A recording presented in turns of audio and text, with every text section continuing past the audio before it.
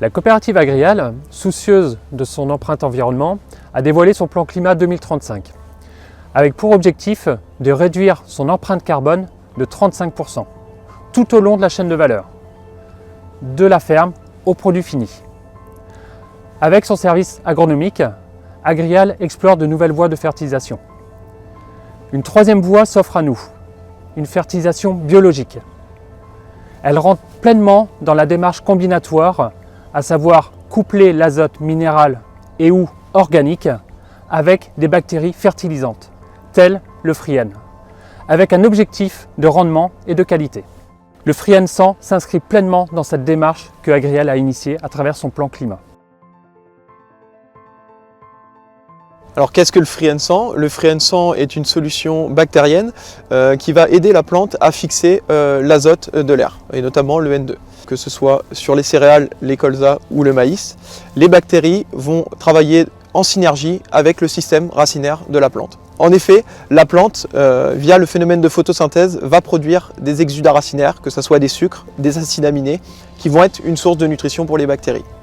En échange, les bactéries, elles, vont transformer de l'azote atmosphérique, donc du N2 qu'on a présent dans l'air, mais aussi dans les sols, en azote assimilable, sous forme NH3, NH4. Les bénéfices du Free-N 100, le Free-N 100 va offrir une source d'alimentation azotée constante durant tout le cycle de la plante. Deuxième point, le Free-N 100 est une source d'azote non lessivable, non comptabilisée dans le plan d'épandage. Troisième point, c'est une solution bactérienne qui est homologuée en agriculture biologique.